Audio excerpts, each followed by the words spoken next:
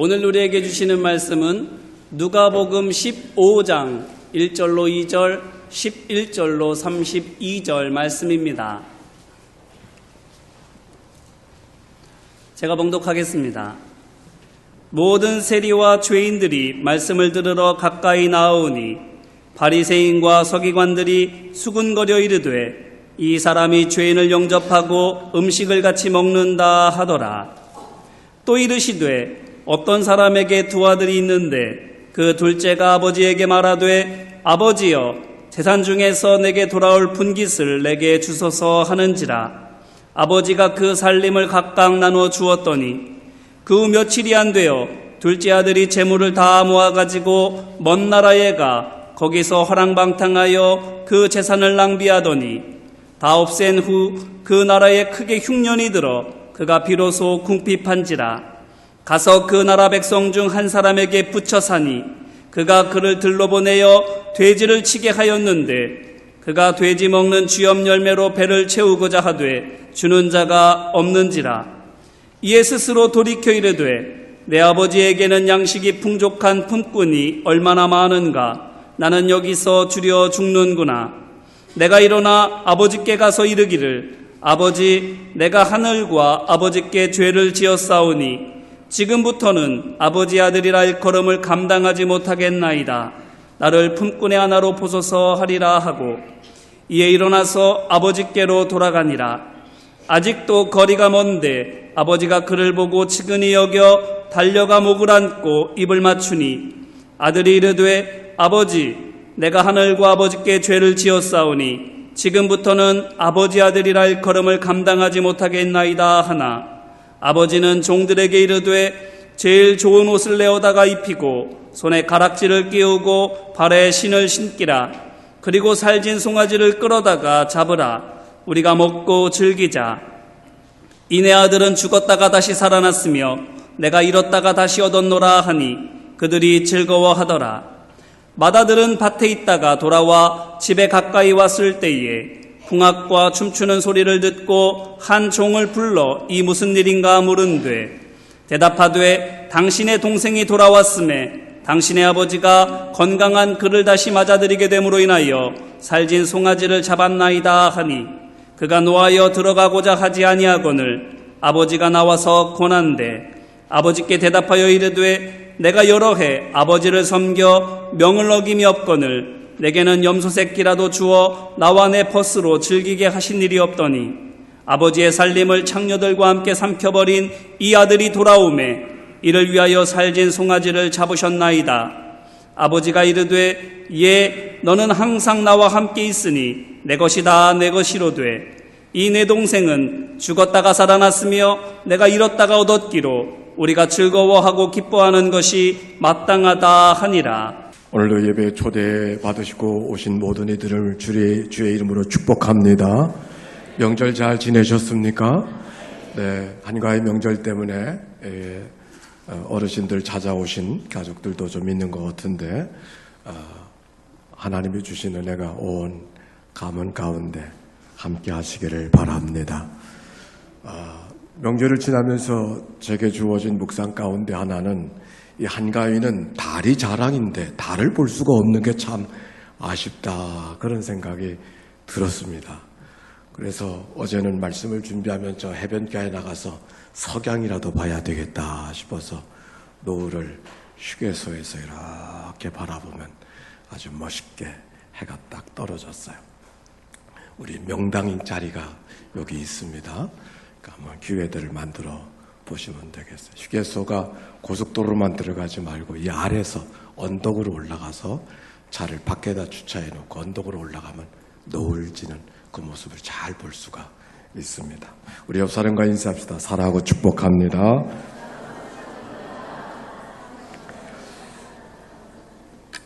오늘 성경에 있는 이야기는 누가복음 15장의 말씀입니다. 이 말씀은 우리가 아는 대로 세 가지의 비유가 있습니다. 하나는 양 100마리가 있는데 잃어버린 한 마리 양을 찾아간 목자의 이야기가 있고 또 하나는 은전을 잊어버린 여인이 10드라크마 가운데 하나를 찾느라고 애를 쓰는 그런 이야기가 기록이 되어져 있습니다.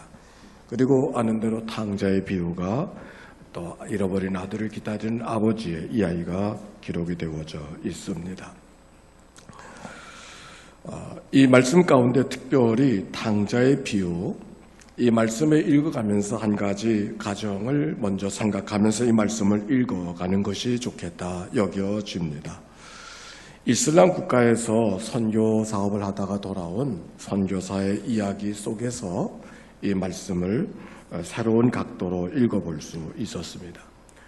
중동 지방에서는 집안이나 욕을 보인 아들이 있으면 죽여도 되는 그런 살인을 가리켜서 명예살인, 명예를 더럽힌 사람을 죽여도 되는 그런 문화가 있다고 합니다. 작은 아들은 집안의 명예만 더럽힌 것이 아니라 랍비의 가르침 속에 살아가야 되는 지역사회 공동체 명예도 더럽힌 사람이 작은 아들이었다라고 하는 것을 가정하고 이 말씀을 읽어야 된다고 하는 이야기입니다. 아들이 자기의 분깃을 달라고 해서 분깃을 떼어주신 아버지의 은혜 속에 살면서도 그 마을에 살지 못하고 멀리 가서 살아야 됐던 것은 곧 사업차만이 아니라 그 마을에 너무 당돌해서 같이 살 수 없었던 그것이 또 다른 배경은 아닐까라고 하는 생각을 같이 해보면서 아직도 상거가 먼데 달려가 맞이하는 아버지의 모습은 아들을 기다리는 아버지의 마음만이 아니라 명예살인을 기회를 엿보고 있는 이웃들을 접촉하지 못하고 오히려 그들이 접촉하기 전에 먼저 찾아가서 아들을 품에 안는 아버지의 마음이 이 말씀 속에 담겨 있다고 하는 것을 우리가 알아채야 된다고 하는 그 선교사님의 이야기였습니다. 한 번도 그 생각을 하지 못했었는데 달리 들려졌던 이야기이기에 여러분과 함께 말씀을 나누게 되어졌습니다. 이 세 가지의 비유는 공통적으로 찾았을 때 기쁨과 즐거움을 이야기하고 있습니다. 잃어버린 양을 찾았을 때 어깨에 양을 메고 오는 그 목자의 모습, 얼마나 기쁘면 양을 끌고 오는 것이 아니라 자기 어깨에다 미고 오겠습니까? 목자의 기쁨 이야기하고 있는 것이죠. 은전 드라크마를 찾는 여인의 이야기, 온 마음으로 은전을 찾는 여인의 모습. 여러분, 고대인의 집은 창문이 있는 집이 아니잖아요.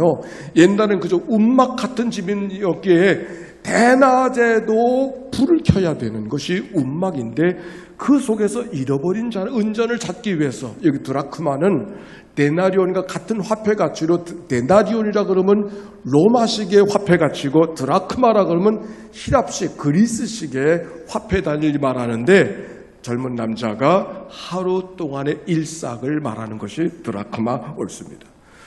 여인이 그 은전을 찾기 위해서 그 더운 지방에 등불을 켜고 찾는 애를 쓰는 그 모습, 집안을 쓸면서 아마 여인의 이마에는 송송송송 땀방울이 솟아나고 있는 정도가 아니라 온몸에 땀이 피오듯 흐르고 있었을 것입니다. 얼마나 기뻤는지 온 마을 사람과 더불어 잔치하는 모습, 오늘 성경이 소개하고 있습니다. 잃어버린 아들을 찾아봤을 때도 마찬가지죠. 제일 좋은 옷을 입혀라, 가락지를 끼워라, 발에 신을 신겨라, 송아지를 잡아라. 그냥 송아지도 아니고 살찐 송아지를 잡아라 이야기하는 것을 보면은 얼마나 큰 기쁨으로 아들을 맞이하고 있는가 하는 아버지의 마음을 우리가 엿볼 수가 있습니다. 여러분, 우리가 예수를 믿는다고 하는 것이 뭘까? 잔치하는 자의 삶이죠. 명절이 되어져서 더 기쁨이 있습니까?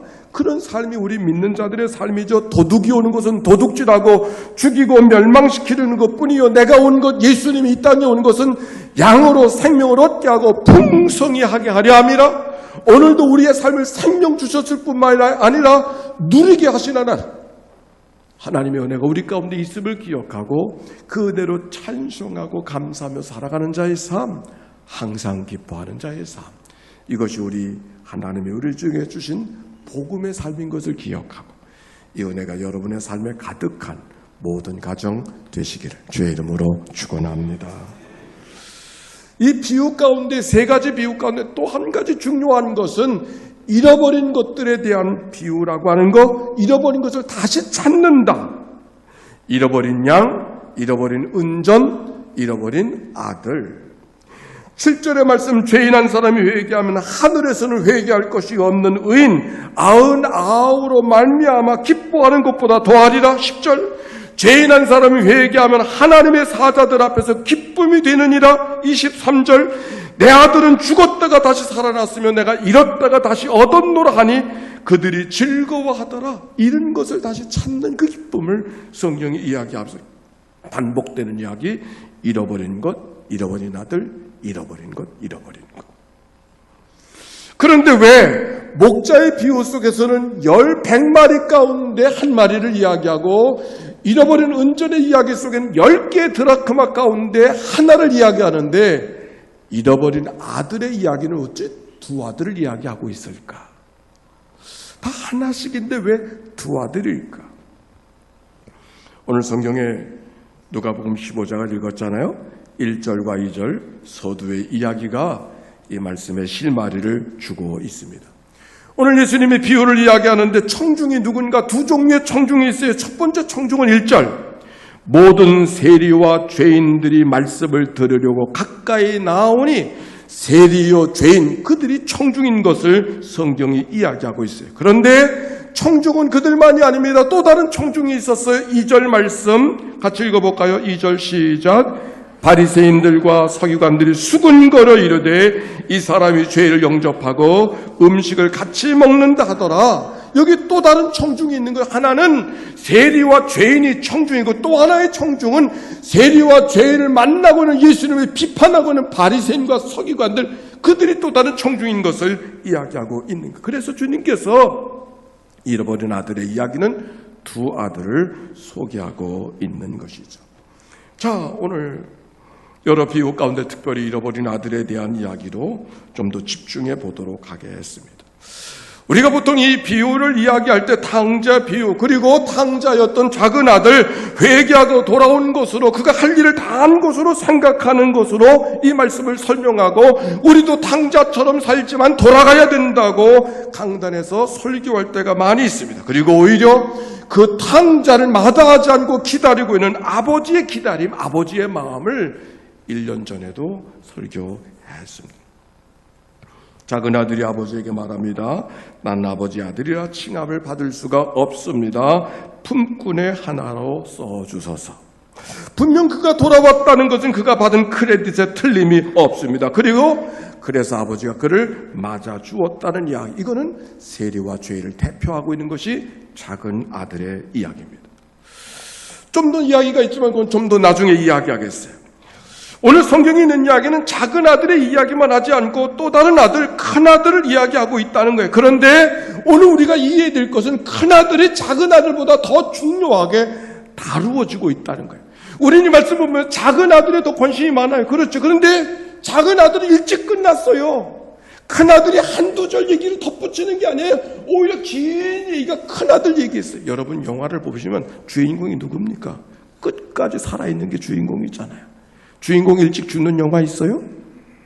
오늘 이 이야기의 주인공은 작은 아들이 아니에요. 큰 아들이 주인공. 왜? 마지막까지 가는 아들이 큰 아들이니까. 한두 절 덧붙이고 있는 것이 아니라 마지막까지 이야기를 끌고 가는 아들이 큰 아들. 그 아들이 오히려 이 성경을 통해서 우리에게 주고 싶은 이야기가 그 아들에게 있다는데 우리가 주목해야 된다는 이야기예요. 예, 그렇습니다. 이 큰 아들. 충성스러웠던 아들입니다. 도덕적으로 보면 완벽한 아들입니다. 실수 없는 모범적인 아들이었습니다. 아마도 그렇기 때문에 아버지에게 할 말을 할 수 있는 아들이었을지 모릅니다. 다만 그에게 부족한 것이 하나 있다면 동생이 돌아왔지만 환영하는 자리에 함께 동참하지 못하고 있다고 하는 것이 그의 흠이라면 한 가지의 흠입니다. 아니, 이것이 더 그에게 큰 문제일지 모르죠. 집안에 있으니 아버지의 마음을 읽어줘야 될 그 아들이 아버지의 마음을 읽어주지 못하고 있는 그 아들, 오히려 그것 때문에 아들에게 불만을 토하고 있는 그 큰아들, 그것뿐일까요? 자기의 기대한 대로 되어지지 않았다고 불만하고 불평하고 있는 그 아들, 그 아들은 분명 바리새인과 서기관을 대표하고 있는 것이죠. 사실 큰아들이 아버지를 기쁘게 할 수 있는 일은 아주 간단했어요. 왜? 아버지가 베푼 잔치에 함께 있어주기만 하면 되는 거예요. 그런데 그 일을 못하는 거예요. 그 간단한 일을 못하는 거예요. 오히려 아버지께 반항하면서 아버지의 가슴에 못을 박습니다. 어쩌면 믿었던 아들이기 때문에 그 아들의 말 한마디가 아버지의 마음에 더 크게 핥히고 있었을지 모릅니다. 내가 아버지 집에 있어야 되는 이유가 아버지를 기쁘게 드려야 된다는 사실이 가장 중요한 일인 것을 채 생각하지 못하니 큰아들, 어쩌면 그가 해왔던 아버지를 향한 충성, 그의 경건, 그의 모범적인 모습은 아버지 때문이 아니라 어쩌면 자기 때문에 한 것인지 모르죠.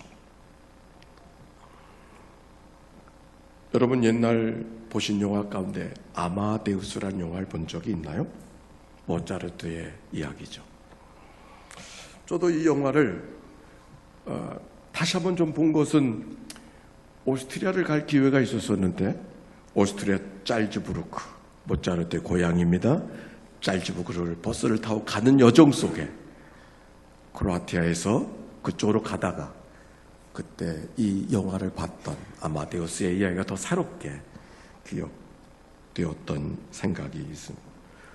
아마데우스, 거기에 모차르트와 더불어 비교되어지는 한 악장이었던 음악인 살리에리의 이야기가 모차르트의 이야기와 더불어 이렇게 대조되고 있었습니다.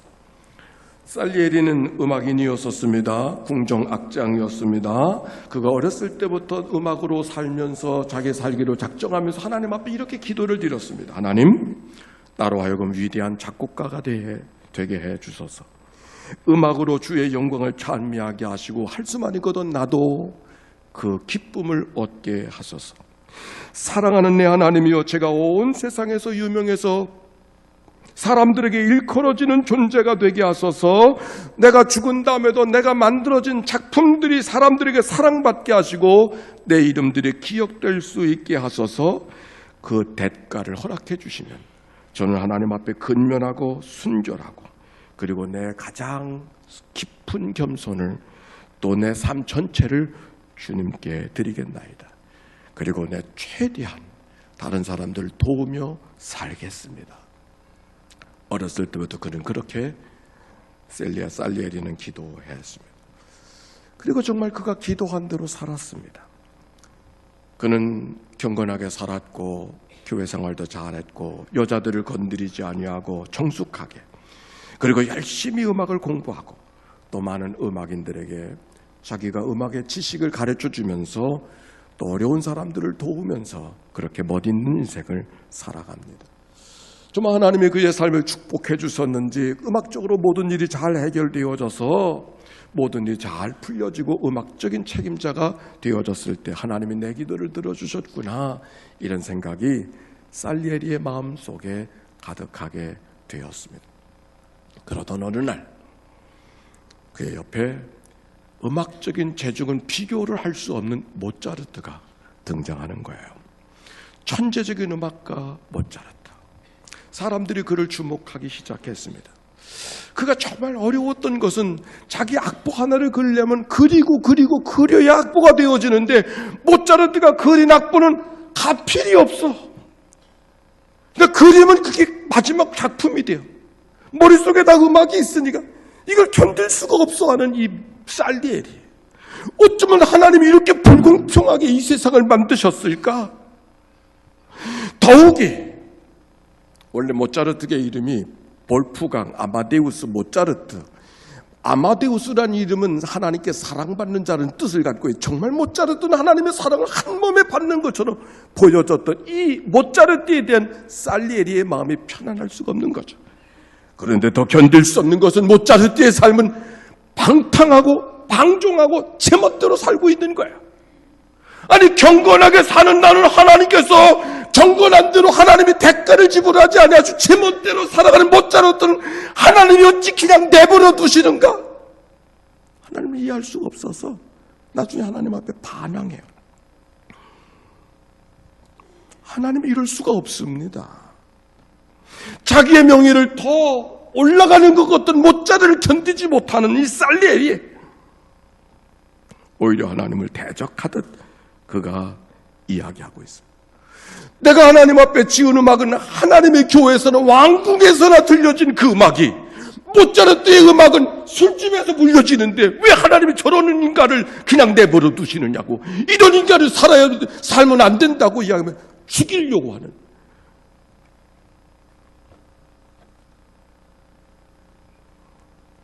그동안 착하게 경건하게 살았던 살리엘이 착하게 살았다는 의미가 아무것도 없어진, 오히려 그거는 믿음의 삶이 아니라 하나님과 거래였음을 드러나게 되어진 바탕이 없는 그 믿음의 모습을 살리엘이가 보여주고 있습니다.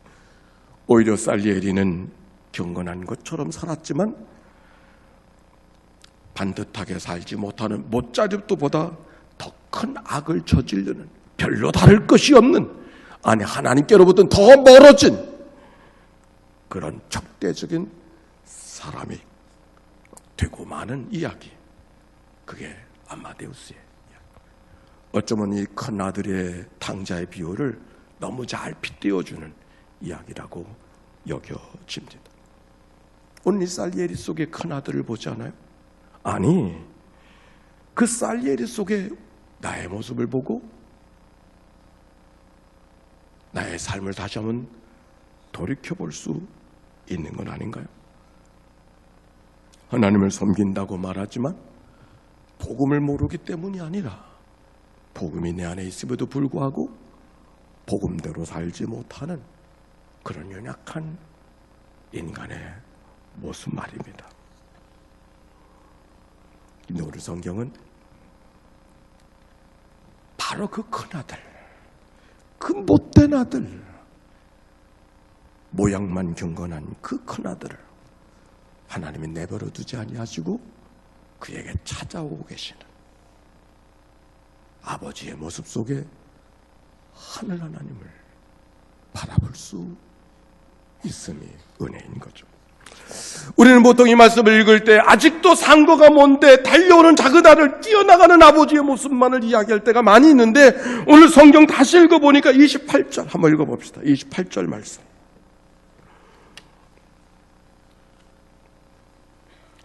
읽어볼까요? 시작. 그가 노하여 들어가고자 하지 아니하는 아버지가 나와서 고난.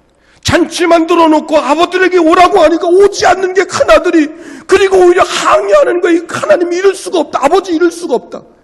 아버지가 어떻게 하셨는가? 들어오라고 그렇게 말하지 않았어. 나가서, 찾아 나가서 움직이지 않는 마음을 바꾸고 있잖아요. 그 아들에게 찾아 나가서 아들을 끌고 들어오는 이 아버지. 아버지라고 다 그럴 수 있는 거 아니잖아요. 어쩌면 너는 믿었는데 넌 그럴 수 없다고 생각해. 네가 그래? 더 멋진 마음, 그게 아버지의 마음일 수 있잖아요. 근데 오히려 작은 아들은 작은 아들대로, 큰 아들은 큰 아들대로 나가서 다독거려주면서 그러지 말고 우리 같이 하자고 데려오는 그 아버지의 마음속에 우리를 향한 하나님의 마음이 있는 거 아닌가요? 말씀을 준비하며 책 한 권을 읽었습니다. 탕부 하나님, 탕자 하나님이 아니라, 탕자 아들이 아니라 탕부 하나님, 즉 하나님의 아버지의 은혜를 탕진했던 아들처럼 아버지가 너무 해픈 사랑을 보내준다 해서 탕부 하나님이라고 하는 작은 책인데, 기회가 되면 여러분도 읽어보면 좋겠습니다. 아들만 탕자가 아니라 베푸는 사랑이 너무 해픈 사랑이 되어져서 아들을 제대로 잘 키우지 못한 것 같은 아버지의 모습을 탓하듯 쓰고 있는 그 이야기. 팀 켈러라고 하는 사람이 그 글을 썼는데 그 얘기는 다른 것이 아니라 작은 아들만 탕자가 아니라 큰 아들조차도 똑같이 하나님 앞에 잃어버린 아들, 작은 아들이나 큰 아들이나 똑같다라고 하는 이야기가, 그리고 똑같은 하나님의 은혜 속에 있어야 됨을 그 책이 이야기하고 있어요. 하나는 도덕적 순응의 길, 모범적인 도덕적 삶을 통해서 그게 믿음인 줄 알고 살아갔던 큰 아들, 작은 아들 돌이키는 것으로서 자아 발견, 그것으로 믿음의 삶이 다 된 것처럼 생각하고 살아가는 작은 아들, 두 아들이 다 하나님 앞에 은혜를 필요로 하고 있음을 이야기하고 있습니다. 다시 작은 아들 이야기를 조금 넘어가 보겠습니다. 우리는 보통 이 작은 아들이 자기가 행한 것을 회개하고 돌아오는 것으로 그가 할 일을 다 한 것처럼 여겨지고 그 이상의 은혜가 없는 것처럼 생각할 때가 있지만, 그 작은 아들이 이렇게 말합니다. 나를 품꾼의 하나로 써주소서. 팀 켈러는 이렇게 말합니다. 품꾼의 하나로 써달라고 하는 그 작은 아들의 마음속에 어떤 마음이 있었을까? 내가 그동안 아버지 재산을 없이 하고 재산을 탕진했으니 내가 노동값을 치르고 그래서 품삯을 받으면 아버지에게 어려움을 주었던 그 재산 좀 보충할 수 있지 않겠는가?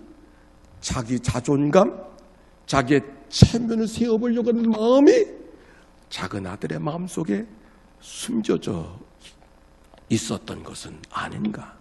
나를 품꾼의 하나로 써주소서. 이제는 내가 그냥 쓰지 아니하고 노동값을 지불하고 노동의 대가를 통해서 내가 없이 했던 재산을 보충할 수 있는 대로 보충하겠습니다. 그런데 성경은 아들의 자기의 체면과 자존감을 세워보려고 하는 그 작은 아들의 그 마음조차 거절하고 품꾼이 아니라 하나님의 그대로 은혜로 품어주셨다는 사실, 오늘 성경에서 발견해야 될 복음이라고 하는 것이죠. 뭔가 자기의 노력을 통해서 자기의 체면과 자존심을 세워보려는 그 아들의 생각조차도 외면하시고 거절하시고 있는 그대를 품어주시는 아버지의 마음속에 우리를 향한 하나님의 마음이 있는 거라고 하는 이야기가 오늘 탕부 하나님의 이야기의 핵심이었었습니다. 무사히 유튜브 강연들을 들어가면서 또 하나 시리즈로 들었던 강연 가운데 하나가 우주의 역사, 카오스의 강의들, 생명의 기원, 이런 강의들을 서울의 유명 강사들의 시리즈의 강의를 들었습니다. 정말